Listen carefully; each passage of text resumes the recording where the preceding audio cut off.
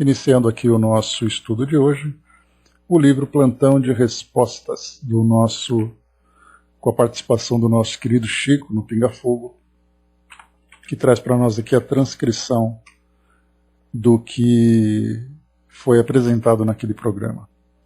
Nós realizamos o nosso encontro passado, o estudo sobre os temas sobre reencarnação, depois reencarnação 1, reencarnação 2, falando aqui sobre temas técnicos, né, de gestação do espírito, no momento em que ele faz ali, em que ele se vincula ao corpo físico, falando sobre também a população da Terra, os espíritos que aqui reencarnam. Nós entramos depois aqui no Relações Afetivas, onde temos aqui algumas questões muito mais de ordem pessoal, que foi apresentada ao Chico, sobre, como o próprio nome diz, né, relações afetivas pessoais de outras pessoas. Então, na primeira questão, nós tivemos aqui uma pessoa que colocou: minha irmã conheceu meu companheiro primeiro do que eu. Falavam sempre a meu respeito. Nós nos conhecemos e estamos juntos até hoje. Só que ela não se conforma com isso e vive a me agredir. Existe alguma explicação para isso, sob o ponto de vista espiritual? Aí o Chico então comenta aqui sobre, primeiro, né, as nossas existências são marcadas pela afinidade ou não entre as pessoas. Depois aqui embaixo, né, depois ele explica também que é importante que, apesar de situações como essa, observar, né, o nosso próprio posicionamento diante daquela situação. Então, quando nós modificamos aqui o nosso comportamento, tendemos também a modificar o comportamento das pessoas. E aqui é bastante valioso, né, que o Chico coloca também aqui, até aqui alguns valores importantes que nós precisamos sempre observar, né, nesse reajuste dos nossos relacionamentos, né? Então, paciência, perdão, palavra amiga, o auxílio sincero, a humildade e o amor são modificadores excelentes do relacionamento humano, né? Então, até mesmo aqui nas nossas relações pessoais, nós vemos então essa dificuldade de nos ajustarmos, né, uns com os outros. E é bastante interessante que o Chico recomenda que a nossa mudança interior, a forma como nós nos posicionamos diante daqueles que se colocam, né, como os nossos desafetos, nossos opositores, acaba de alguma forma modificando também esse opositor. E nós vemos isso dentro de uma realidade que nós estudamos, como é o caso, por exemplo, dos processos obsessivos, em que há aquele desencarnado, né, quando a gente fala nessa relação entre encarnados e desencarnados, que nós então, o espírito se aproxima em busca de justiça dentro do seu entendimento, ainda com o coração ferido, com a consciência perturbada, e aí então é dito para nós que a nossa mudança de postura é o início da transformação desse relacionamento. E aí nós percebemos que é bastante interessante que, como a mudança nem sempre que acontece de uma hora para outra, mas ela começa de uma forma sutil. Começando, por exemplo, que o espírito se torna mais agressivo quando aquele que recebe a agressão responde com agressividade, dentro daquela ideia de que violência gera violência. Mas no momento em que o obsessor, por exemplo, ele ataca aquele que é o objeto, né, do seu desafeto, né, do seu desequilíbrio, e aquele então responde de uma forma caridosa, e mesmo que ele seja agressivo, ele percebe que aquilo o toca de alguma forma, porque ele tenta machucar esperando uma reação, né, uma reação compatível com a agressão que ele pratica, e na verdade ele recebe um sentimento contrário. Então ele pode continuar agredindo, mas dentro dele ele percebe que aquilo não está sendo feito no modo como ele gostaria. Porque quanto mais ódio ele mostra num ataque que ele promove, conforme a reação for da mesma natureza, mais ódio ele acaba sentindo. Então, na verdade, ele sente o ódio e é alimentado pelo próprio ódio. No momento em que ele sente esse ódio e ele recebe exatamente a paciência, o perdão, a palavra amiga, o auxílio sincero, a humildade, o amor, na mudança de conduta do indivíduo, que nesse caso é o obsediado, na mudança de conduta no dia a dia, no modo como ele se apresenta para os seus compromissos, as suas responsabilidades, mostra-lhe de fato a sua transformação moral, embora os erros do passado, esse tipo de mudança de postura afeta de alguma forma aquele que é o obsessor. Então pode não acontecer na hora, mas ele sente a diferença porque vai diminuindo a intensidade daquele ódio pelo fato dele perceber que aquele outro não responde da mesma forma. Então eu só me lembrei aqui dessa situação, quando nós vemos então, né, nesse caso das relações obsessivas, né, entre encarnado e desencarnado. Depois aqui no item número 2, nós tivemos aqui outra pergunta. Gostaria de saber por que me sinto ao mesmo tempo feliz e infeliz ao lado de uma mesma pessoa. Gostaria de me livrar-me desse tormento. Então essa aqui é a pergunta que nós iríamos iniciar hoje. Né? Nós vamos então a resposta a ela. Bom dia, Tico Teco. Então gostaria de saber por que me sinto ao mesmo tempo feliz e infeliz ao lado de uma pessoa. Gostaria de livrar-me desse tormento. Então nós entendemos aqui que ela fala também de uma relação afetiva, sentindo-se feliz e infeliz. Vamos ver o que o Chico coloca para nós. Existe uma série de fatores que influenciam positiva ou negativamente no relacionamento humano. Assim como também são vários os motivos que nos fazem sentir atração por outras pessoas e muitas vezes não se encontra a reciprocidade de nossa parte. É certo que somente com muito amor é que conseguimos vencer as barreiras que se apresentam na maioria dos relacionamentos. Equilíbrio, força de vontade e principalmente muita oração são os melhores remédios, pois a prece nos fortalece os propósitos e nos dá forças para vencer os obstáculos. Então o Chico traz aqui uma visão bastante genérica, quando ele fala, primeiro, que existe uma série de fatores que influenciam de uma forma positiva ou negativa no relacionamento humano. Então, vários motivos que fazem as pessoas sentirem atração umas pelas outras. E nem sempre você se sente atraído por alguém e não tem aquela reciprocidade. Aqui, claro, que o Chico, dando uma resposta genérica, ele precisaria, né, no caso, se fosse, por exemplo, né, para nós que temos, né, um pouco de uma afinidade com o atendimento fraterno, é natural que a gente colocaria de um modo mais específico, né, buscando mais informações para ter um entendimento. Mas aqui, por exemplo, causa da felicidade e da infelicidade, por que a pessoa se sente assim, há a necessidade de entender inicialmente quais são esses fatores, como o próprio Chico coloca aqui. Então a pessoa teria que fazer ali, né, uma anamnese sobre a forma como ela vive, sobre si mesma, sobre a forma como ela se relaciona com as outras pessoas, ou com essa pessoa especificamente, que é ali a sua relação afetiva, para entender exatamente por que ela se sente dessa forma. E ao mesmo tempo poderia também trabalhar no relacionamento para poder entender de que forma que o outro se sente com relação a ela. Porque ela coloca, gostaria de livrar-me desse tormento. Essa é uma clássica pergunta que nós recebemos no atendimento fraterno. Então as pessoas apresentam ali o seu estado, apresentam um desejo de mudança, mas nem sempre conseguem olhar para a sua própria história, olhar para si mesma, e muitas vezes até precisando de buscar ajuda para poder entender-se diante da situação que ela está vivendo. Então vem ali o auxílio que a própria doutrina pode apresentar para ela, vem também ali a assistência de profissionais para que ela possa fazer uma revisão da sua história.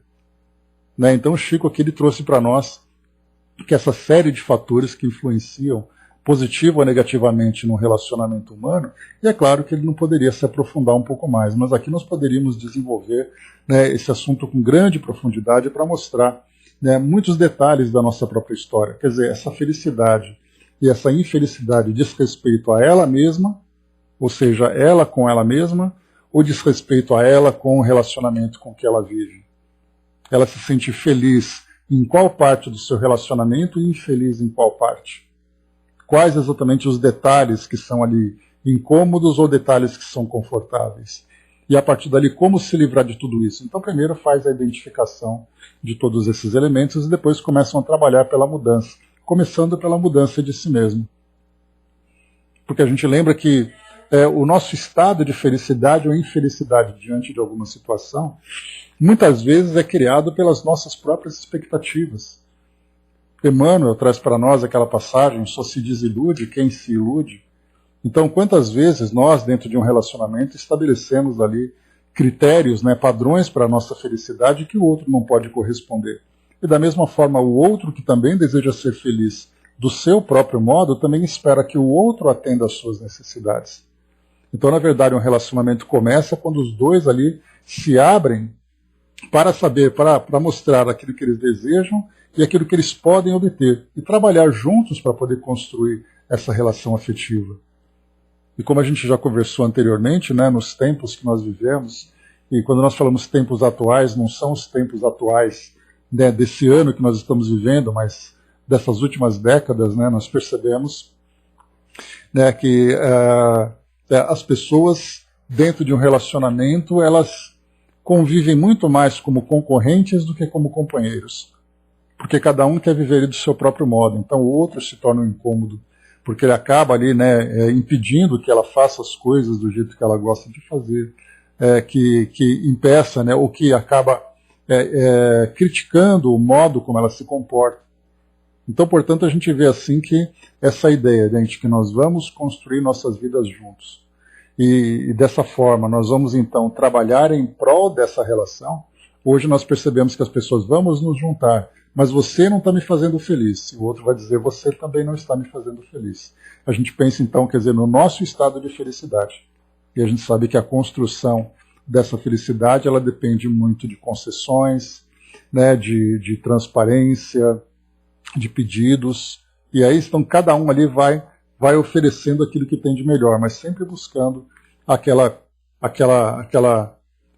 objetivo maior, que é exatamente aquela felicidade conjunta, não apenas a felicidade individual dentro de uma relação. Cindizinha colocou, né, desejam, porém podem obter, e aqui também entraria o que podem oferecer. Sim, né, o que eu tenho, né, e o que eu preciso. Então são dois, né, você coloca ali a sua caixinha cheia com aquilo que você tem e você põe a sua caixinha vazia para aquilo que você precisa. E aí então a gente começa a fazer aquelas trocas de brinquedo, né? Olha, eu te empresto esse, você me empresta esse, assim a gente vai construindo para que todos, né, fiquem felizes no relacionamento, né? Porque a gente lembra que o trabalho que existe dentro de uma relação é um trabalho de parceria. E essa parceria nós vamos encontrar, por exemplo, dentro de uma empresa. Como é que você vai ter um sócio para trabalhar com você numa empresa se vocês dois não têm aquele propósito maior, com esforço, com dedicação, com renúncia, né, com paciência na conversa, na troca de ideias, para que a empresa funcione, para que a empresa evolua? Porque a gente percebe que muitas empresas, né, só fazendo um paralelo, muitas empresas fecham não por fatores externos, mas por fatores internos. Porque os proprietários, os sócios, né, os dirigentes, acabam não se entendendo porque cada um quer fazer do seu jeito. E nós percebemos como é fácil a gente transferir esse mesmo quadro para a relação das pessoas, onde vocês se juntam em busca de uma satisfação. Claro que naquele início, né, a natureza é muito sábia, né, ela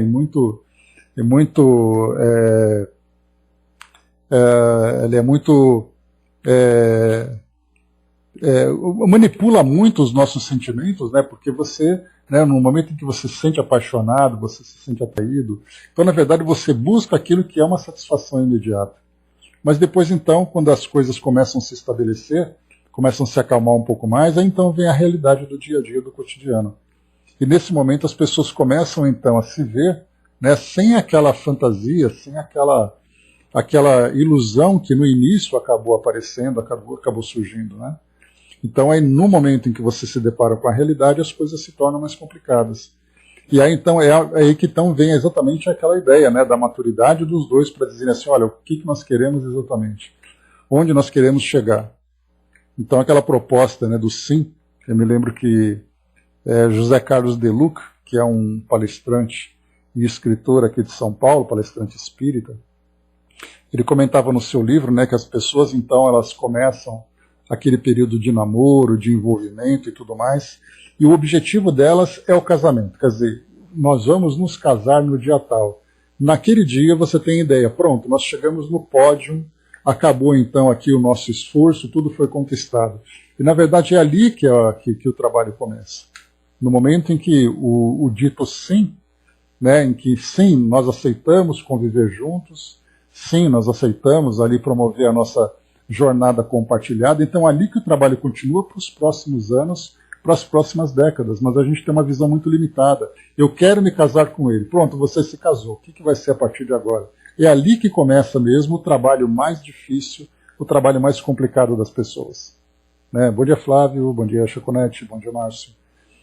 Então, nessa resposta que o Chico deu, a gente viu como tanta coisa pode ser falada em torno disso, e ele ali, claro, né, não teve oportunidade de abordar, de se aprofundar um pouco mais, porque não era o local, né, e nenhum momento adequado, né, para fazer isso. Mas a gente pode perceber que durante um trabalho de uma conversa, hoje nós temos profissionais, por exemplo, que fazem terapia de casal, no caso da psicologia, que vão conversar então com os dois, faz uma conversa individual com cada uma das partes do casal, para que cada um exponha ali quais são as suas dificuldades, quais são as suas frustrações, quais são os seus desejos, os seus sonhos, para que os dois juntos depois possam conversar. Então, na verdade, a gente vê que esse profissional da psicologia, na verdade, ele simplesmente é aquele que abre um canal de comunicação entre os dois para que eles possam dizer aquilo que eles não dizem. Porque muitas vezes, assim, na verdade, eu não digo o que eu preciso, eu cobro do outro aquilo que eu quero. E nessa cobrança o outro se fecha, porque na verdade ele também tem as suas necessidades e tem as suas limitações, e aí então quando se é cobrado você se fecha, e aos poucos, no dia a dia, com essas cobranças, com essas situações, o casal vai se distanciando cada vez mais, embora fisicamente juntos. E chega uma hora que simplesmente não se conversa, convive para ver o que dá e até onde dura.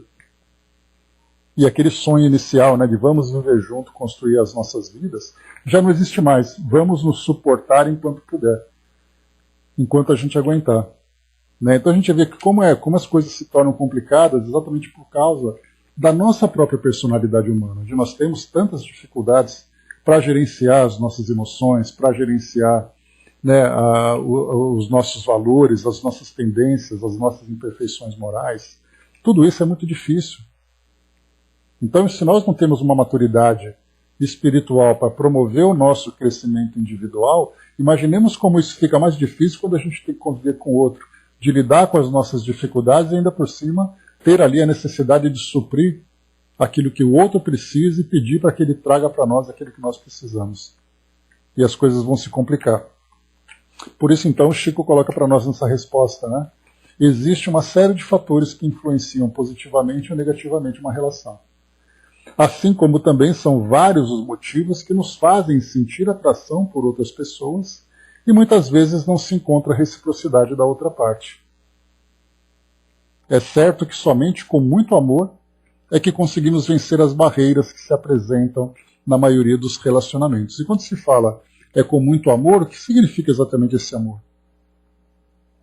Porque o amor para nós ele é uma palavra muito enigmática, e nós temos uma dificuldade muito grande de compreender o seu verdadeiro sentido. Porque o amor para nós ele é um amor tendencioso ainda, porque nós não temos aquela visão mais elevada, mais desenvolvida para entender que o amor ele é uma série de mudanças de comportamento, mudanças de ideias, a capacidade que nós temos de oferecer para o outro aquilo que nós temos de melhor. E Jesus mesmo no Evangelho trouxe para nós, né, amar ao outro como a si mesmo. Mas como é que você pode amar ao outro se você não é capaz de amar a si mesmo? Pela forma como você vive, pela forma que você escolhe, né, você faz as suas escolhas na vida. Então, assim, essa dificuldade, essa limitação que nós temos é o que traz para nós tantas e tantas dificuldades nos nossos relacionamentos de toda a ordem. São relacionamentos afetivos, relacionamentos familiares, relacionamentos profissionais, sociais, cada um ali estabelecendo o modo como ele quer ser feliz. E o que as pessoas devem fazer para que ele possa ser feliz. E aí então o que nós vamos encontrar é que no mundo nós temos então uma população de quase 8 bilhões de pessoas, cada um querendo ser feliz do seu jeito. Porque nós entendemos ainda que a felicidade do espírito, né, é a verdadeira felicidade do espírito, é aquela capacidade de amar a si próprio, assim como ele é capaz de amar a todas as pessoas à sua volta. Como nós só pensamos em nós ainda, cada um ali é um universo, né, digamos assim, cada um é um buraco negro, sugando de tudo aquilo que existe à volta. Porque ele suga, ele precisa disso, ele precisa preencher ali as suas necessidades. Não existe ainda aquele sentimento de fraternidade em que ele pode oferecer para todos. Cada pessoa que se aproxima, ele quer alguma coisa daquela pessoa. Ele quer um carinho, ele quer uma atenção, ele quer ser satisfeito numa das suas necessidades, seja ela qual for.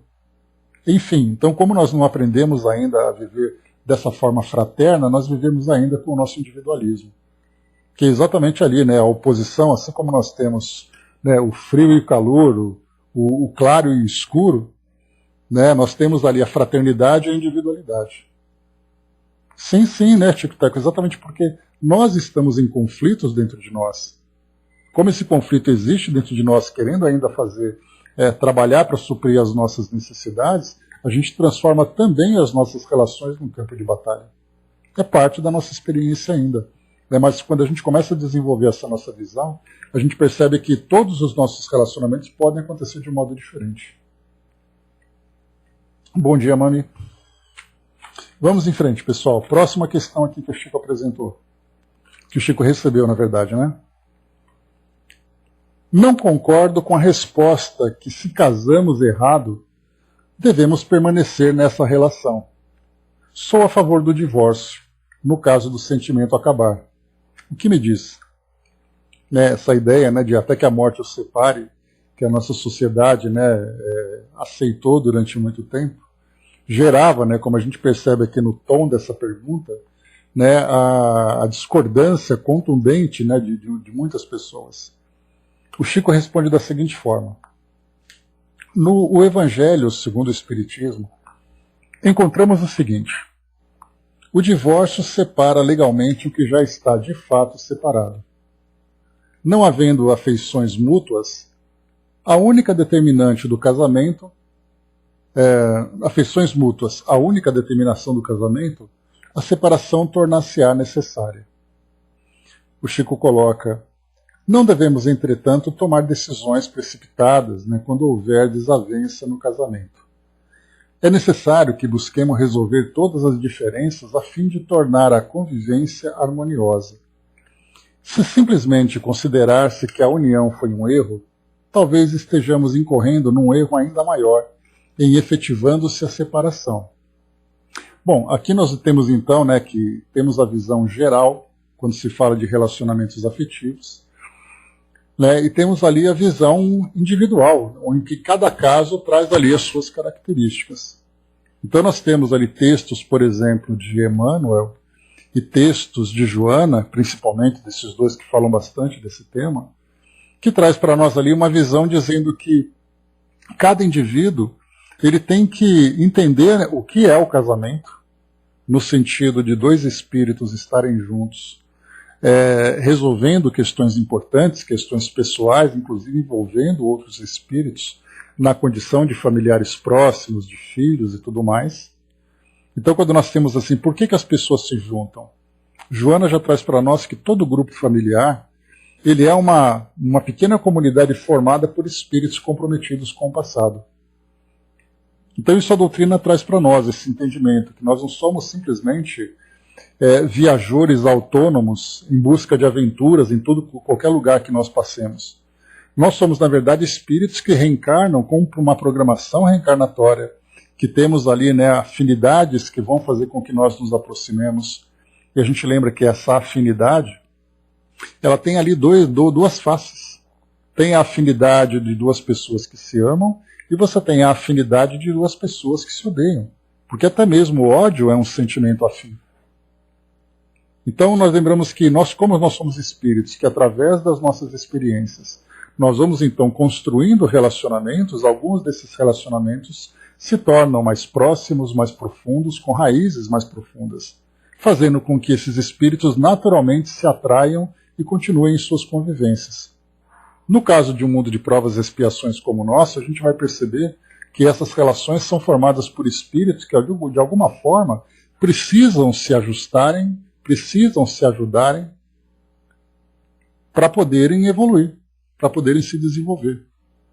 Então, no caso nosso, como nós somos espíritos que trazemos ainda muitas imperfeições, É muito natural que os nossos grupos familiares sejam formados por espíritos que de alguma forma precisam realizar um trabalho conjunto para desfazer impressões negativas, impressões desequilibrantes que foram criadas no passado. Então nós lembramos que um círculo familiar, ele traz para nós diversas configurações em que cada espírito, na sua posição, tem ali uma forma de se relacionar com o outro. Por exemplo, é muito diferente quando um casal se aproxima para iniciar uma família e os dois ali em condições de igualdade dentro da posição, vamos colocar assim, dentro da posição hierárquica dentro de uma família, os dois ali estão em igualdade, onde cada um contribui com 50%. Depois nós temos os filhos. Os filhos chegam numa posição hierárquica de subordinação. Subordinação intelectual, subordinação material, subordinação moral, até que eles atinjam a sua autonomia, né, para poderem ali pensar de uma forma diferente. Mas de qualquer forma são espíritos que se aproximaram, mas numa condição diferente. Porque os sentimentos e a forma como eles se relacionaram no passado e aquele vínculo foi criado, ele traz ali uma necessidade específica para aqueles espíritos. Podem ser espíritos que foram inimigos no passado, mas um veio na condição de pai ou mãe, né, na posição dos pais, e o outro veio na condição de filhos, exatamente porque um vai ter uma ascendência sobre o outro. No caso, então, de um relacionamento entre casais, nós temos ali uma igualdade, dois espíritos que se aproximam, dois espíritos que se juntam, aproximam ali suas necessidades, cada um com o seu temperamento, cada um com as suas necessidades, mas eles se aprofundam, se aproximam com uma relação mais profunda, que é a relação afetiva entre o casal. Porque vem aquele sentimento de paixão, vem aquela manutenção desse sentimento através da intimidade do casal, que vai ali se aproximando e depois eles vão ali administrando os seus sentimentos, suas ideias, suas necessidades. Então nós vemos que o casamento não é simplesmente uma aventura que dois espíritos, por acaso, se esbarram numa calçada e aí então decidem viver juntos felizes para sempre. Nós percebemos, né, entendendo esses bastidores da realidade espiritual de cada um de nós, que é muito diferente. A doutrina espírita traz essa explicação, mostrando que todos nós somos espíritos vinculados com histórias, com relacionamentos, com compromissos, e essas relações hoje vão se estabelecendo em função desse passado. Então, se nós hoje pensarmos de uma forma superficial, dizendo que nós podemos livremente nos aproximarmos das pessoas ou nos distanciarmos dela ao nosso bel prazer, nós certamente estaremos agravando muitos desses compromissos. Porque primeiro nós vamos ali nos aproximar de alguém, provocar nela ali um efeito, né, que muitas vezes pode deixar ali como lembra Nazareno Feitosa na sua expressão, né, que é palestrante lá de Brasília, lesões afetivas. Quantas e quantas lesões afetivas são causadas por pessoas que se aventuram emocionalmente? Eu me aproximo de você porque você é bonita, porque você é atraente, eu quero ali me satisfazer, acabei de satisfazer, não quero mais, boa sorte, tchau. Sem pensar nas consequências, no efeito que eu provoquei sobre aquela pessoa. Então hoje nós vivemos assim com essa ideia, né? A nossa sociedade, embora traga ainda essa ideia de proibição dentro das ideias religiosas, né? E até mesmo, né, das próprias dificuldades que a sociedade cria, que tem ali os seus valores, né, sociedades que hoje já nem tanto, mas no passado, né, era um escândalo uma mulher que se divorciava, por exemplo. Era uma mulher que estava condenada a viver solitariamente para sempre, até o fim da sua vida, porque ninguém aceitava uma mulher que teve ali um casamento e foi simplesmente deixada. Então a gente vê que a sociedade vai mudando seus valores também, vai ali aprendendo através da educação que ela recebe principalmente da educação religiosa, que é uma das instituições que educam o homem dentro dos seus valores, nem sempre da forma correta, naturalmente, mas é ali que ele aprende, né, essa ideia de elevação moral, de elevação espiritual. Mas a sociedade hoje ela começa a viver esses muitos conflitos. Quantos casais se separam, né? Quantos casais se casam e quantos casais se separam? Então hoje são números altíssimos que mostram essa dificuldade que as pessoas têm de se aceitarem. E o que nós percebemos também é que o próprio nível de tolerância entre as pessoas é um nível que baixou bastante. Se antes você suportava um pouco mais por uma série de fatores, Hoje as pessoas, rapidamente, da mesma forma que elas gostam, elas desgostam. Então elas criam uma instituição e desfazem essa instituição com a maior facilidade. Então eu comentei tudo isso porque, para lembrar que as orientações dos espíritos vêm exatamente ao encontro dessa ideia de que esse tipo de relação é um tipo de relação muito profunda e que deve ser observada a partir da perspectiva espiritual e não a partir da perspectiva terrena. Ou seja, se dois espíritos se aproximaram, é porque houve a necessidade dessa aproximação.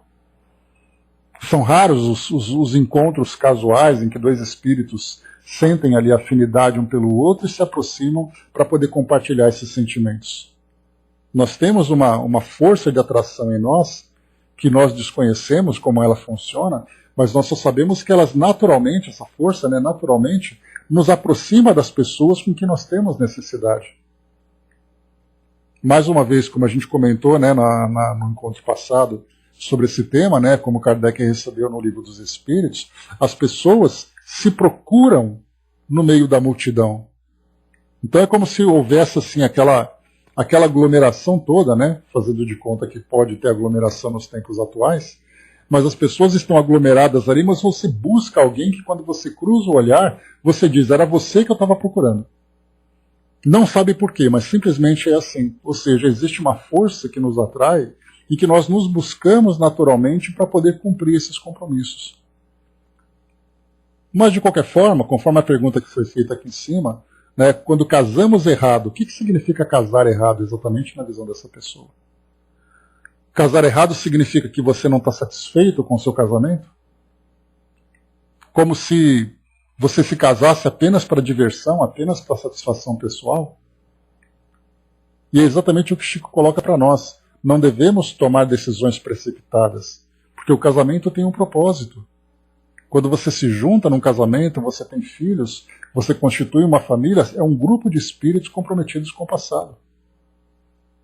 E esse comprometimento, se ele não for resolvido naquela oportunidade que eles têm, terá que ser resolvido depois, muitas vezes com agravantes.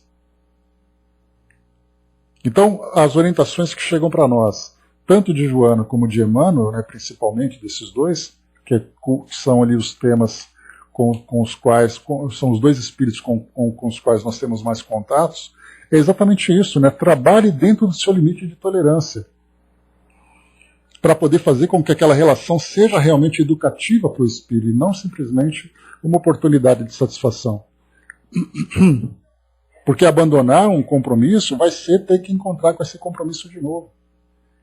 Então nós temos ali dois pontos, quer dizer, primeiro que se uma pessoa quer ir embora, não seja você a algema que vai prendê-la. Se uma pessoa te agride de várias formas, agressão moral, agressão afetiva, agressão física, seja como for, se o seu limite de tolerância já foi atingido, é preferível que você adie a conclusão desse compromisso para outra oportunidade, para que não haja um agravante agora. Então eles procuram orientar das mais variadas situações, dizendo que o casamento tem esse peso de responsabilidade e as diversas situações ali pontuais, cada indivíduo vai se comportar dentro das suas próprias condições. Mas se dois casais, aliás, se duas pessoas que formam ali um casal não tiverem consciência da responsabilidade dessa união, certamente eles criarão para o futuro situações mais constrangedoras. A Cindizinha colocou, né, Zygmunt Bauman, né, Amores Líquidos, também explica muito esse gostar e desgostar nos dias de hoje. Né? O próprio título já é bastante sugestivo. Né? Amores líquidos, né? Ou seja, é aquele amor simplesmente fluido. Né? Você se apaixona, você se desfaz, ele desaparece, ele derrete. Então nós estamos vivendo tempos bastante complicados. Bom dia, professor. Dudu colocou, né? Eu acho que é melhor separar do que a coisa se tornar passional e perigosa. Sim, nós temos várias situações. Eu vou até ler para vocês aqui, eu tenho uma coletânea de citações aqui que a gente costuma usar no nosso trabalho para dar essa visão mais profunda. Deixa eu pegar aqui, que nós veremos aqui então várias passagens trazidas pelos Espíritos falando para nós sobre essa responsabilidade. Por exemplo, então, deixa eu ver aqui. Primeiro, vamos pegar aqui. Eu vou pegar aqui uma série de citações que são bem legais. E a gente vai ver ali os diversos aspectos da relação entre duas pessoas. Primeiro, Joana de Ângeles, no livro Afetividade Conflitiva, na mensagem Afetividade Conflitiva, ela diz assim: quando se busca o amor, possivelmente não será encontrado em pessoas, lugares ou situações que pareçam propiciatórias. É indispensável descobri-lo em si mesmo, de modo a ampliá-lo no rumo das demais pessoas. Então essa é a primeira passagem que faz a gente refletir. Quantas uniões são formadas por pessoas que querem encontrar no outro o seu complemento? Existem aquelas comparações que geralmente a gente faz, né? Dizer, por exemplo, olha, eu estou buscando a outra metade da minha laranja. Estou buscando ali o molho do meu macarrão, a tampa da minha panela, né? Aquele chinelo que vai aquecer meu pé. Então, na verdade, a gente percebe que nós já temos essa ideia de querer sempre buscar o complemento, mas a gente não percebe que nós já somos completos. Já somos completos por aquilo que somos. E, na verdade, nós temos que oferecer para o outro, compartilhar aquilo que nós já temos. Mas a ideia é que estou procurando alguém que me faça feliz. Quantas vezes nós ouvimos passagens assim? Depois continua, vamos lá. Passando aqui para outras citações. Deixa eu chegar aqui no trecho que fala sobre casamento, divórcio, relacionamentos afetivos. Vejamos aqui quantas citações que vão trazer para nós essa visão. Do livro SOS Família, de Joana de Ângeles, pelo Divaldo. Se te encontrares ao lado de um cônjuge difícil, ama-o a si mesmo sem deserção, fazendo dele a alma amiga com quem estás em curso pelo pretérito, para a construção de um porvir ditoso que a ambos dará paz, facultando desse modo a outros espíritos que se vincularão pela carne a ocasião excelente para a redenção. Então, lembremos que cada citação dessa, ela está dentro de um contexto naturalmente. Então a gente está vendo aqui Joana dizendo para nós que, diante de um cônjuge difícil, veja que essa relação é necessária, inclusive com essas dificuldades. Que não adianta a gente se iludir. Se eu não gosto, se está me incomodando, eu desfaço. Não tem problema se vocês vão se encontrar de novo. Inclusive, Joana complementa aqui, facultando a outros espíritos a excelente oportunidade de redenção. Depois nós temos aqui Emmanuel, no livro Sexo e Vida, ou Vida e Sexo, desculpem. Ele diz assim: quando as obrigações mútuas não são respeitadas no ajuste, a comunhão sexual injuriada ou perfidamente interrompida costuma gerar dolorosas repercussões na consciência, estabelecendo problemas kármicos de solução, por vezes, muito difícil, porquanto ninguém fere alguém sem ferir a si mesmo. Aqui nós já falamos também dessa passagem, de uma visão mais íntima entre o casal, que nesse respeito da comunhão sexual, quando ela é injuriada, quando ela é desrespeitada, quando existe ali o abuso, como nós vemos, de um pelo outro, naquela satisfação individual, isso vai trazer repercussões para os dois, inclusive no campo das lesões afetivas.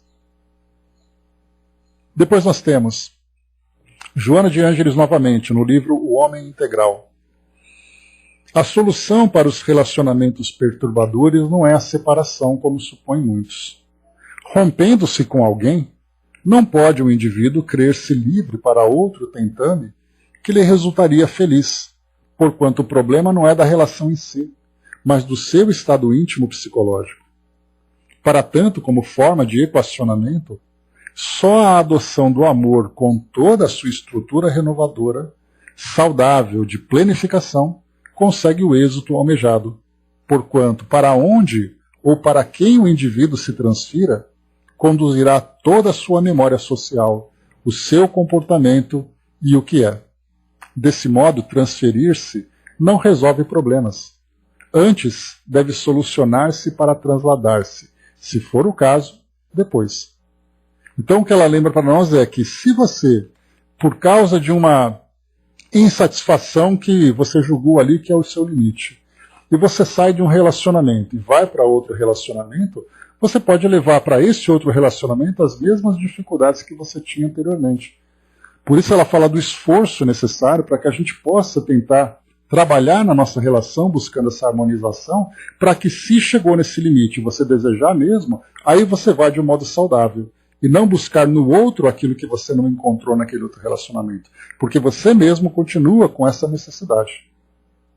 Então aqui é mais uma ideia que ela traz para nós. Depois ainda, no livro Vida e Sexo, Emmanuel diz de novo para nós. Não existem obrigações de cativeiro para ninguém nos fundamentos morais da criação.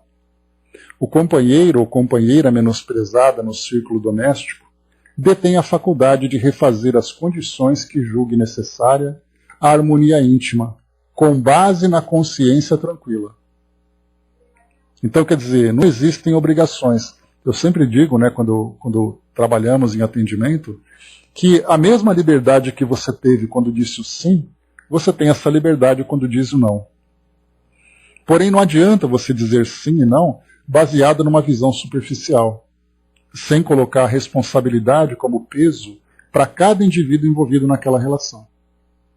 Então, se você achou que a sua relação, você não foi ali devidamente valorizado, foi menosprezado no círculo doméstico, e você achou que simplesmente não dá mais para você, vá com a consciência tranquila de que você fez aquilo que era possível. De que você fez aquilo que era necessário para tentar manter a relação. Você fez a sua parte. O outro não cumpriu. Chegamos no limite, então eu fiz o que pude, vou seguir a minha vida. Percebam que os espíritos vão então alternando as orientações de acordo com cada circunstância. Ora é importante que você trabalhe o máximo que você puder. Ora se você trabalhou o máximo, você tem o direito. Bom dia, dona Miranda. Depois ela diz para nós aqui também, Emmanuel agora, também no livro Vida e Sexo, no capítulo União Infeliz. E claro que não existe obrigatoriedade para que alguém suporte a contragosto a truculência ou o peso de alguém, ponderando-se que todo espírito é livre no pensamento para definir-se quanto às próprias resoluções. Que haja, porém, equilíbrio suficiente nos casais unidos pelo compromisso afetivo para que não percam a oportunidade de construir a verdadeira libertação. Então, Emmanuel traz aqui para nós um outro reforço, com uma outra ideia valiosíssima para nós. Depois, Joana, no livro SOS Família, ela diz assim: se alguém não mais deseja espontaneamente seguir contigo, não te transformes em algema ou prisão. Cada ser ruma pela rota que melhor lhe apraz e vive conforme lhe convém. Estará, porém, onde quer que vá, sob o clima que merece. Tem paciência e confia em Deus. Quando se modifica uma circunstância ou muda uma situação, não infiras disso que a vida, a felicidade se acabaram. Prossegue animado de que aquilo que hoje não tens será fortuna amanhã em tua vida. Se estiveres a sós e não dispuseres de forças, concede-te outra oportunidade que enobrecerá pelo amor e pela dedicação. Aqui nesse caso, Joana já mostra, e se por acaso aquele que é o objeto do seu afeto vai embora? Aí nós vamos encontrar quantas vezes, né, em atendimentos, em situações que nós vemos nas nossas famílias, no nosso dia a dia, ou mesmo já tendo vivido isso pessoalmente, nós vamos encontrar então ali aquelas pessoas que simplesmente perdem qualquer esperança com que a vida pode oferecer para ela. Manda, Dudu. Então, quer dizer, perdeu a esperança, não tenho mais o que esperar da vida. Inclusive, nós encontramos situações trágicas em que há aquele que comete o crime, há aquele que destrói a si mesmo, há aquele que se desilude, que fica doente, porque ele simplesmente perdeu o sentido da vida, porque sua vida dependia daquela relação. E aí a gente vai lembrar daquela questão do alto amor. Ah, beleza. Né? Então, assim, aquela questão do alto amor. A pessoa não consegue amar-se exatamente pela dificuldade, por não ter aprendido, por não ter ainda desenvolvido esses valores, e procurando o outro a sua satisfação. De repente o outro vai embora, acabou a vida. Avançando um pouco mais, vamos lá. No livro Desafios da Vida Familiar, através do Raul, o Espírito Camilo diz o seguinte, foi no item relacionamento conjugal. Existe união esposatícia perfeita? Ele coloca, Considerando-se que a Terra não é um mundo destinado a espíritos perfeitos, não será difícil entender que, em termos absolutos, a união esposatícia perfeita não existe por aqui. Contudo, se pensarmos em termos relativos, se admitirmos que as obras são perfeitas no planeta quando cumprem sua finalidade, aí então poderemos falar em casamento perfeito. Olha só que frase. Eu acho que é uma das frases mais esclarecedoras que eu já li em termos de orientação para relacionamentos.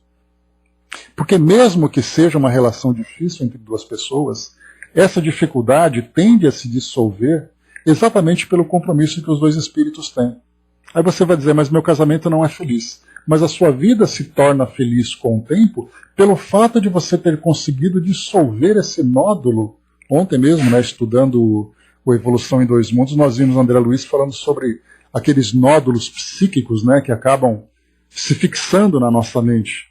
Muitas vezes uma relação de ajuste, quando o indivíduo se esforça para resolver aquela questão, ele naturalmente começa então a dissolver esse nódulo da sua consciência, mesmo que o outro mantenha o seu problema. Mas ele consegue resolver isso, o casamento se tornou perfeito dentro da sua função. Então o casamento perfeito não é feliz quando os dois espíritos não conseguem ser felizes por si próprios. Mas aquele compromisso, por mais difícil que seja, foi perfeito naquilo que ele se propunha a fazer. Depois ele continua. Um casamento perfeito no mundo não será aquele em que os cônjuges jamais se indisponham, nunca se aborreçam ou se amargurem de algum modo. Não. Há necessidade, muitas vezes, de se colocarem em seus devidos lugares o que esteja desencontrado. Há incômodos relacionais que precisam ser resolvidos e o casal tratará de os resolver. O importante é que não se alimentem aborrecimentos, que não se mantenham diferenças, preconceitos, desrespeitos, etc., incompatíveis com os objetivos de quem anseia pelo verdadeiro bem-querer, pelo amor de fato, pela convivência saudável e amadurecida, no empenho de superar dificuldades na continuada da caminhada para Deus. Quando o casal, ou um dos dois, se imbui dessa realidade, o casamento alcança seu propósito. E é perfeito então.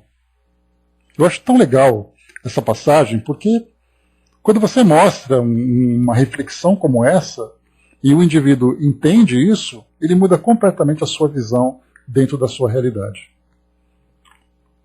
Avançando um pouco mais, estou acabando já, tá? Só para a gente sair das citações. Agora é o Espírito Hamed, lá no livro Renovando Atitudes, do médium Francisco do Espírito Santo Neto.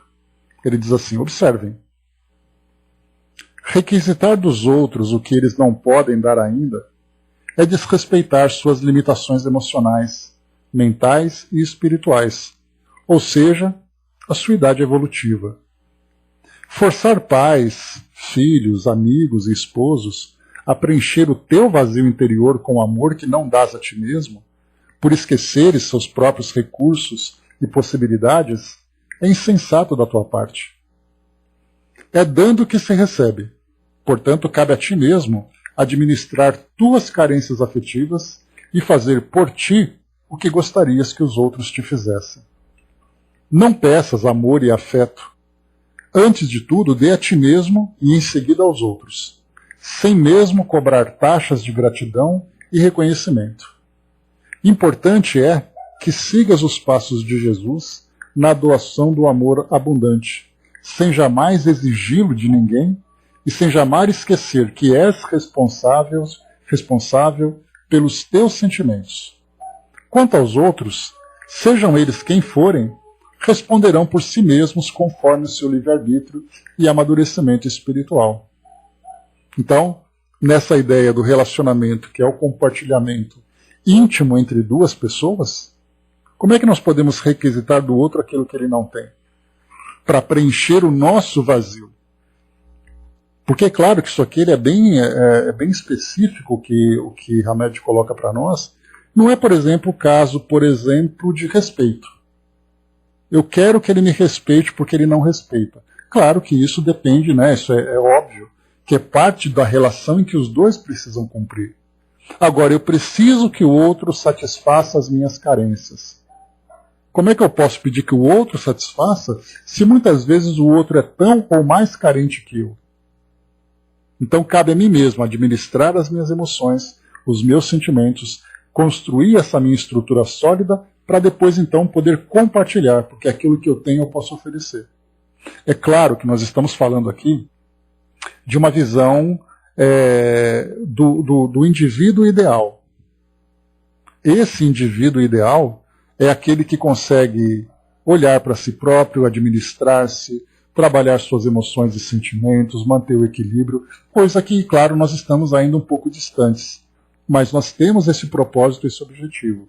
Eu preciso me tornar esse indivíduo. O tempo que vai levar e o esforço que eu vou empreender para alcançar esse estado vai depender de cada um. Mas nós sabemos já qual é o nosso objetivo. Eu me completar, eu ser aquilo que eu quero ser e dedicar o amor a mim mesmo. E não é o amor egoísta que a gente vai lembrar. E aqui, para a gente finalizar, é uma lenda sufi. Né? A gente lembra que os sufis são uma derivação, né, dos muçulmanos, que são aqueles grupos, vocês devem se lembrar, a gente já estudou sobre isso, aquele grupo que fica girando, né, durante um bom tempo naquele transe, né, com aquelas saias longas, aqueles chapéus diferentes, né? Então esses são os sufis. Então tem uma lenda que fala sobre isso. Então é a lenda da mulher perfeita. Diz assim então, para a gente fechar com um pequeno conto, né, depois dessas reflexões. Certa tarde, conta uma antiga história sufi, Nasruddin tomava chá e conversava com um amigo sobre a vida e o amor. Por que você nunca casou, Nasruddin? Perguntou o amigo. Bem, para dizer a verdade, passei toda a minha juventude a procurar a mulher perfeita. No Cairo conheci uma mulher linda e inteligente, com os olhos que pareciam olivas pretas. Mas ela não era muito cortês. Depois, em Bagdá, conheci uma mulher de alma generosa e amiga, mas não tínhamos muito interesses em comum. Muitas mulheres passaram pela minha vida, mas em cada uma delas faltava alguma coisa, ou alguma coisa estava demais. Então um dia eu a conheci. Era linda, inteligente, generosa, bem educada. Tínhamos tudo em comum. Na verdade, ela era perfeita. E então, replicou o amigo, o que aconteceu? Por que você não se casou com ela? Pensativo, Nasruddin sorveu mais um gole de chá e concluiu. Infelizmente, parece que ela estava à procura do homem perfeito. Né? Então a gente vê aqui nesses trechos todos, né, eu gosto muito dessa passagem também, porque é assim, nós procuramos a pessoa perfeita, mas muitas vezes a pessoa perfeita também está procurando alguém perfeito, muito diferente de nós. Né? Então, pois é, muito legal, né? Então assim, esses trechos todos trazem para nós diversas perspectivas com relação aos relacionamentos. Então, só para a gente poder ver aqui, na pergunta que foi feita, não concordo com a resposta que casamos errado. O que é casar errado? E que devemos permanecer nessa relação. Mas qual o significado dessa relação no contexto espiritual? Sou a favor do divórcio, no caso do sentimento acabar. Então a gente lembra que uma relação não vem para nos satisfazer emocionalmente, vem para resolver os nossos sentimentos, principalmente os nossos sentimentos negativos. Porque os sentimentos positivos já estão resolvidos. Os sentimentos negativos são aqueles em desequilíbrio. E aí então Chico coloca para nós sobre essas decisões precipitadas, nas desavenças do casamento. É importante que nos esforcemos para resolver essas diferenças, para fazer com que a convivência se torne harmoniosa.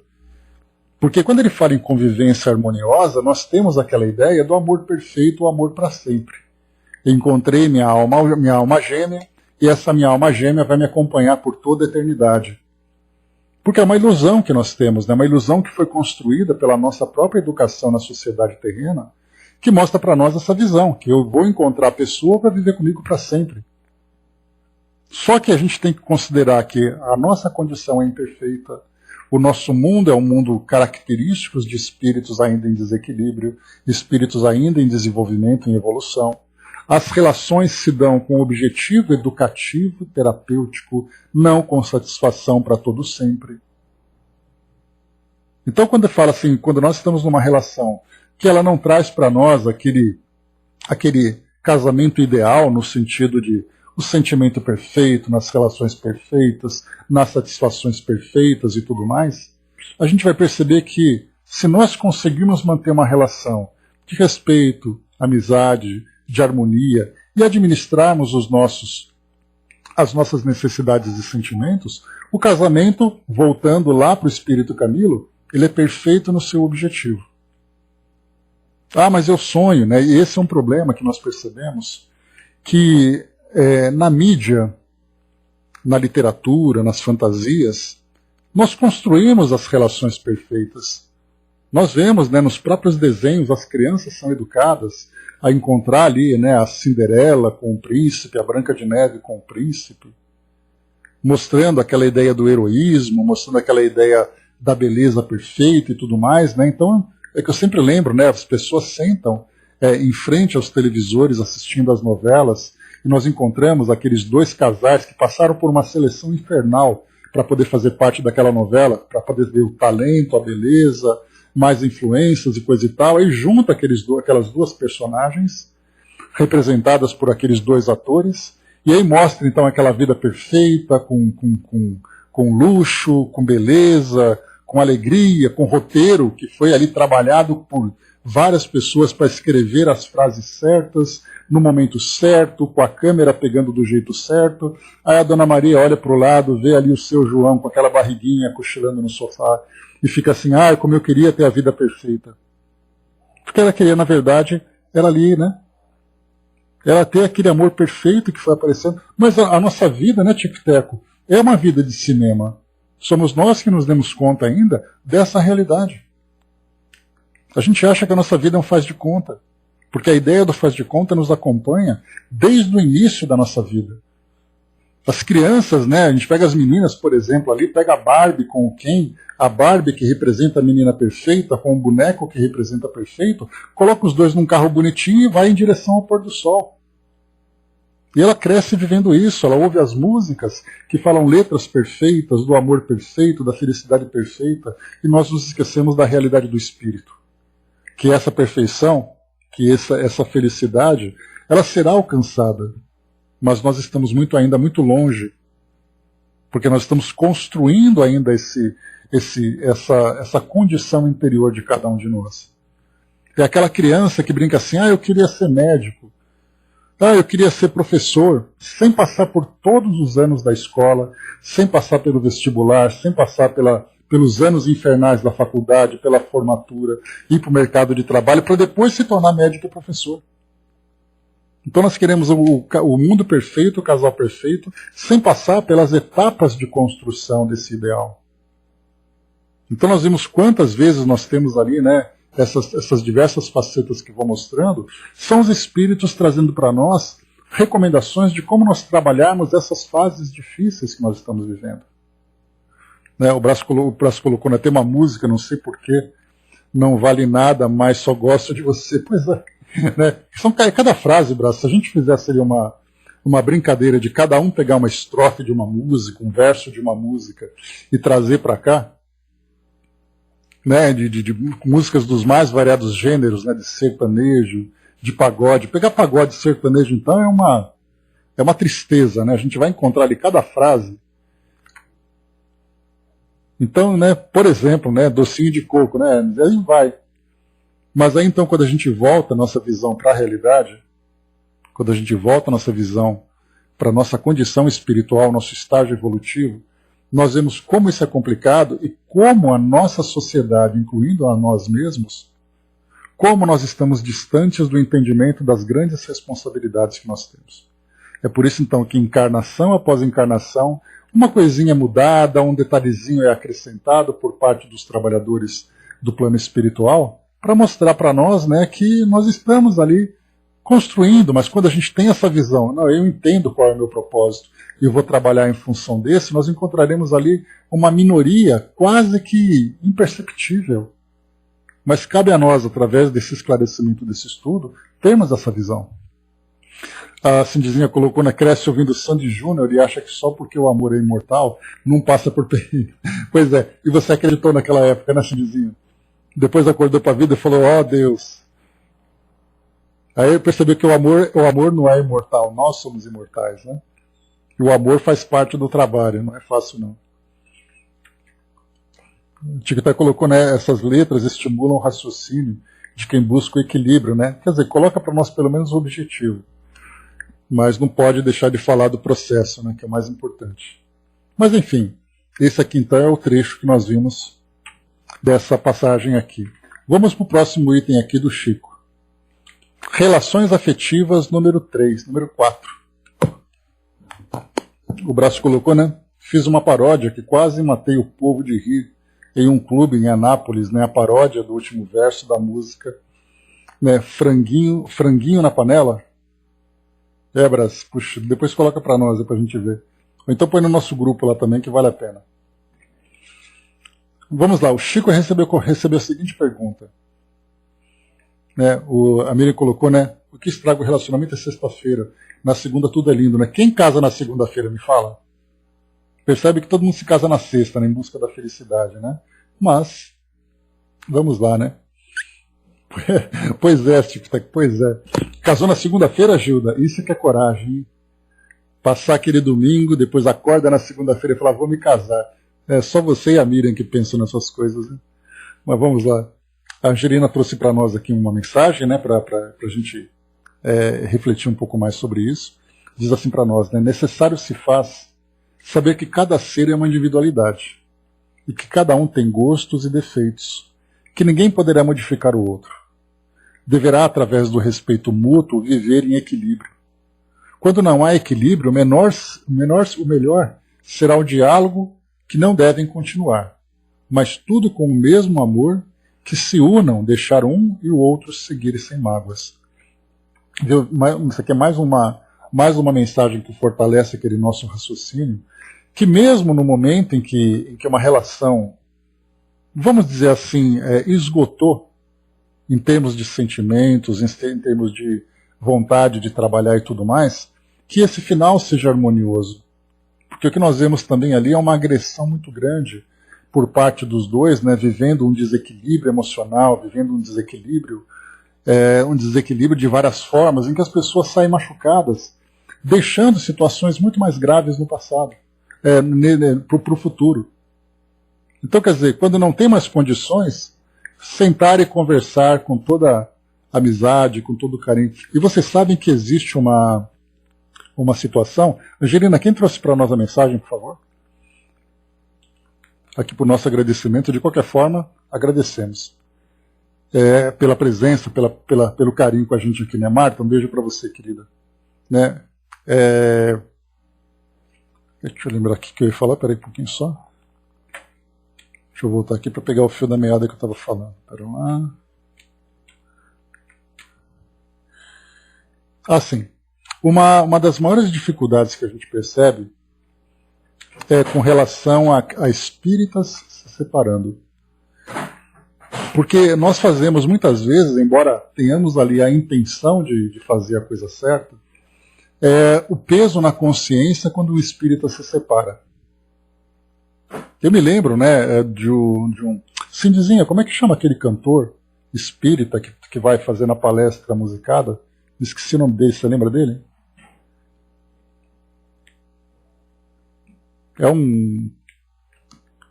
Vê se você lembra aí.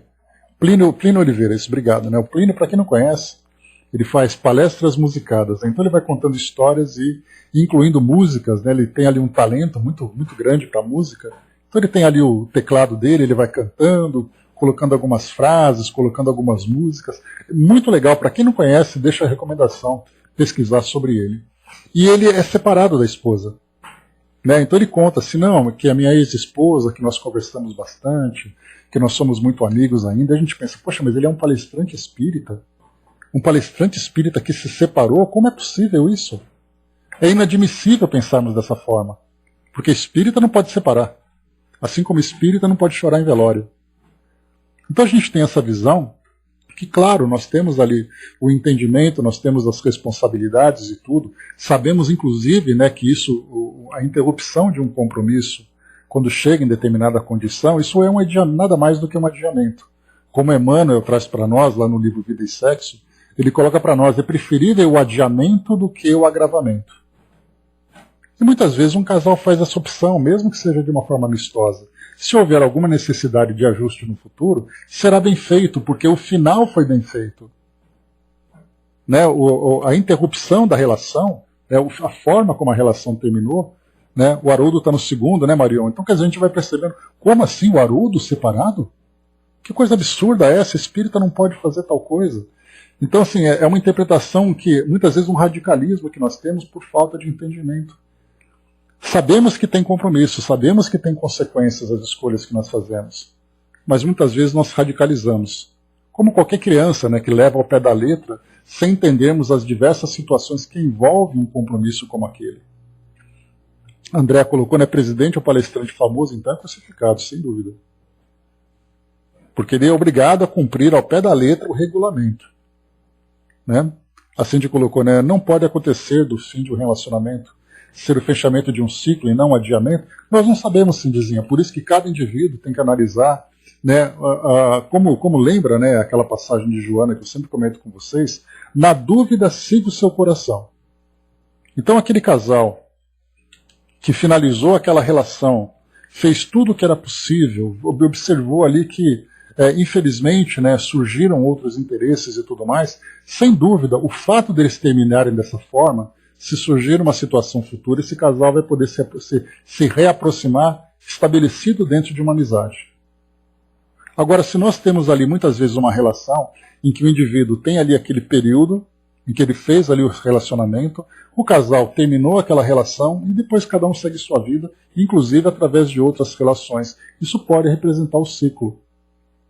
Então, o que nós consideramos também muito importante, como eu sempre falo para vocês, é uma frase que, né, uma ideia que eu sempre bato muito, que não é o que você faz, mas como você faz. Então você terminou aquela relação, muito bem, mas como você terminou? E não o término em si, porque nós pensamos assim, a relação acabou, pronto, o mundo acabou. Não. Muitas vezes, né, a forma como as pessoas terminaram, os seus sentimentos, as suas ideias, as suas intenções, tudo isso é levado em consideração e cada indivíduo sai ali de uma forma equilibrada ou desequilibrada. Sai com a consciência tranquila, que foi o que nós lemos ali com Emmanuel, com Joana, que você saia, mas que saia com a consciência tranquila. Emmanuel ou Joana, não me lembro exatamente. Então é a forma como as coisas acontecem que vão fazer diferença na nossa vida. Pode ser o fim de um ciclo, pode ser ali, né, um adiamento do compromisso, mas se os dois saem bem, respeitando-se harmoniosamente, e é claro que a gente vai ter ali uma série de fatores que serão somadas, né, na forma como as pessoas viveram as suas relações, o respeito que cada um teve pelo outro, as atitudes que tiveram dentro de casa, no dia a dia, tudo isso vai fazendo com que as pessoas vão sofrendo, né, o efeito dessas ações. E por isso muitos sentimentos ali são machucados, são feridos. Então, na verdade, não é a separação em si. Muitas vezes a separação que vem ali apenas para fechar aquele período em que eles estavam juntos é apenas uma formalidade, porque o dia a dia das pessoas foi um dia a dia sofrido, de mágoas, de ferimentos. Todos sofrem. Né? Os filhos, né, muito mais próximos ali principalmente. Falou que tudo isso se dava por causa da dureza dos nossos corações, né? Jesus falou exatamente, né? O Tico-Teco. Não apenas com relação aos relacionamentos, mas uma série de situações em que nós nos relacionamos uns com os outros. O Hermes colocou, né, há casais que se separam e mais tarde, né, após ter casado com outras pessoas, se encontrar de novo e viver por muito tempo, né, encontram-se de novo, sem dúvida. Né? Então, quer dizer, é a questão da forma como as coisas acontecem.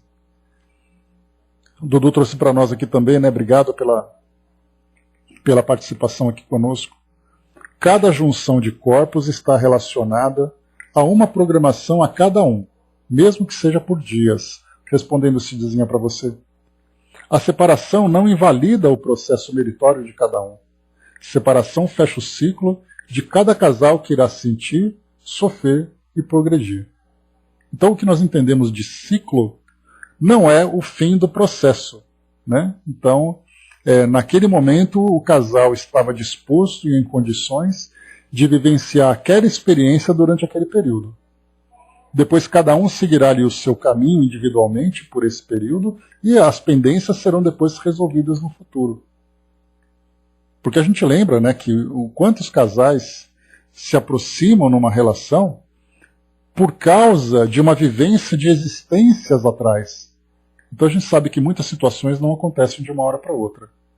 São situações que vão ali se arrastando, depois eles se juntam quando apresentam condições para isso, e aí depois ali cabe a eles tomarem as decisões. Cidizinha colocou nesse Brian e eu terminamos um dia, eu não sinto que será um adiamento, mas o fechamento de um ciclo para os dois, né? Fomos pontes um para o outro, né? Um para o aprendizado do outro de muitas formas, né? Então, né, o que vale é a forma como as coisas acontecem e o benefício que a relação trouxe para cada um. Então, para a gente ver, né, como esse tema é importante, como esse tema é interessante. Uma pena que a gente não tenha aqui alguém com uma competência maior para falar sobre isso, né, de uma visão psicológica, de uma visão doutrinária, né, mas aqui, aos poucos, a gente vai construindo aqui as nossas ideias. Deixa eu ver aqui as outras questões. Tá, aqui nós estamos no item número 4, que já fala aqui de uma relação abusiva, né? Se uma pessoa é ameaçada de morte pelo cônjuge por saber de atos ilícitos, deve ela se divorciar?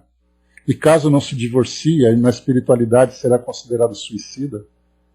Então aqui a gente vai deixar para o nosso próximo encontro, porque nós temos aqui relações afetivas 4, 5 e 6. Que são aqui, inclusive, a 4 e a 6 são longas. Longas não, né? São mais longas do que o normal.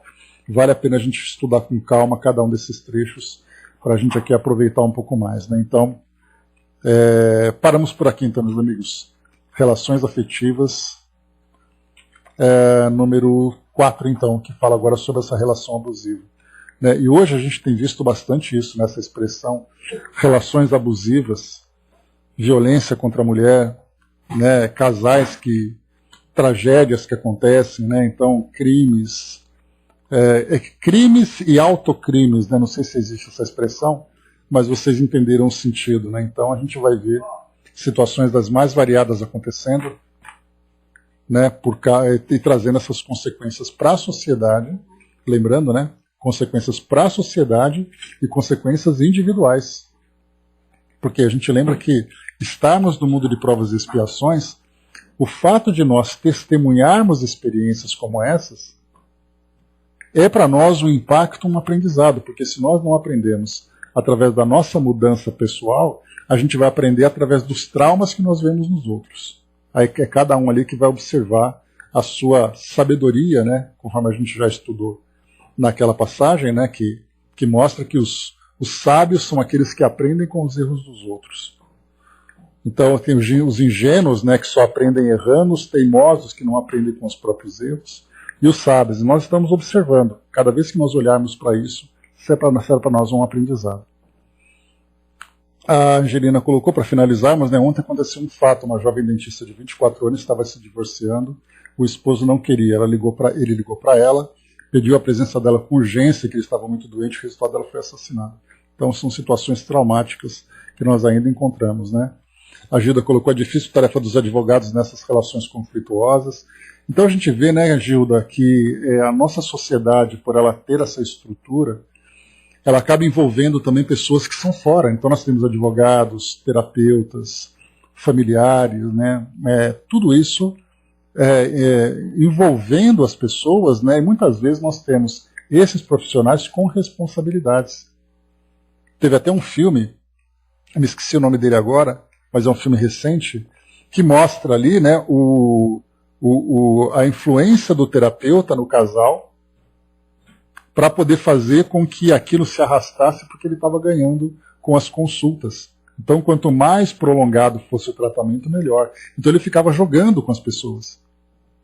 E isso é uma coisa assim que mostra, né, como a gravidade dessa situação envolvendo pessoas de fora da relação. Né? Então, são situações assim que a gente vai observando. Eu vou tentar pesquisar o nome do filme, que é um filme recente até, mas eu vi assim, não me interessei muito, mas eu verei, vou tentar pesquisar e depois eu falo para vocês.